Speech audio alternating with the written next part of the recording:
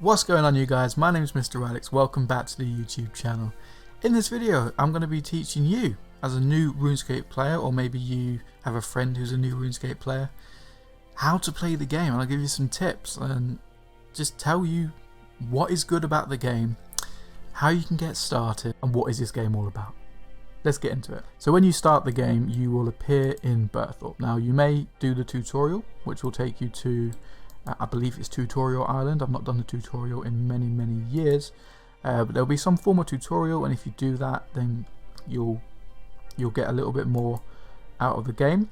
But if you don't, and you just say, I played the game fairly recently, you'll appear here in Berthorpe, which is the starting town. Now there's a lot to do here in Berthorpe. You can literally spend a lot of time. You can probably get all your basic skills up to maybe about level 50 just in this one town. What can you do? Well, you can do your wood cutting, you can do fire making, you can start cooking, you can even head south to the mine, start mining. From there you can go on to the smelting and smithing and start making armor, making weapons, your fletching. You can even do crafting. There's a lot you can do in Berthorpe. So if you're brand new to the game, my first tip is to utilize all of the areas in Berthorpe. Get as much experience as you can in all of the fields, and then progress on from there. My second tip is the RuneScape interface. Now, the good thing about RuneScape 3 is that you can customize this interface any way you like. This is how it will look by default. This is the RuneScape 3 default, minus this one additional bar here, because I've added that in. You won't have that just yet. You'll just have the basic bar here, with the chat, your backpack, your skills, and your map here in the top left. You can actually customize this. Each element is draggable. You can move it any way you want, customize it how you want, resize elements, and make it look how you want it to look. That is the best tip I can give you. Navigating the game is one thing, but navigating the interface, if you want to make it easier on yourself, just spend a little bit of time, have a look and see what parts of the interface you're going to be using quite a lot, move them to a place that's going to be ideal for you, and go from there. Let me show you what mine looks like, my custom interface. So this is mine. I have my skills in the top right, my worn equipment here with a little picture of me so I can see what I look like. Got my backpack down there along with my spells, some abilities here, and then my action bars here. Also have my chat, my clan chat, and then my mini-map up here. If you want to get more advanced and you want to change like where the game view is, what you can do is press escape and you actually go into edit layout mode and hit advanced options, and you've got a lot more options here that you can actually change. I won't go into that just now, but if you want to play around with it, absolutely fine. And if you mess it up, it doesn't really matter, because you can press escape and you can load back in the RuneScape 3 default. You're back to where you started and you can just start again.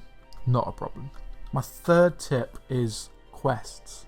A lot of people will tell you to do quests, and there's a very good reason for that. Quests are really good for gaining experience. They unlock certain areas, and they also unlock items which you can use to progress further in the game. So if your ultimate goal for the game is to do certain bosses, you're going to need some quests to get to those bosses. You might also need certain quests to unlock certain items which are going to be best in slot for those bosses. The best example of a quest being really useful that I can think of right now that benefits me, I use it every single day, is the Elven quest line. Now you need quite high stats to even start it, so this isn't something that you should be thinking about right now, but long term you want to do the Elven quest line, because that unlocks the city of Prifddinas. Prifddinas is the Elven city. It is the most beautiful city you're ever going to see in any game, and it has so much to offer. You can 99 your mining there, you can get to 99 fishing there, you got a Slayer Master there, you can do crafting, you can do absolutely everything in Prif. It's amazing. There's also a Grand Exchange there, so once you've unlocked the lodestone, it's a simple case of teleporting to the lodestone and you're at the Grand Exchange. You don't need to teleport to Varrock and then walk all the way up the road to the Grand Exchange. It's a simple case of one click and you're there. It's amazing. Now my fourth and final tip is to join a clan. Now, you're going to have a lot of people, if you're in Berthorpe, inviting you to clans just on the fly. People will go around and they'll be recruiters. What they'll do is they'll find new players and they'll recruit them and they'll ask you if you want to join your clan. Now, it's up to you if you want to join their clan or if you want to find your own. A good resource to finding good clans is the Runescape forums. There's an actual section on there for clan recruitment, and you can search for specific clans, whether it's a social clan, a skilling clan, a PVM clan, whatever floats your boat and whatever fits your playstyle. There's going to be a clan for you. But the reason that I'm recommending to join a clan is because RuneScape is a social game. Playing with friends is the best thing ever. But you might not have people in real life that are playing the game. You might be the only one of your friendship group playing RuneScape right now, which is fine.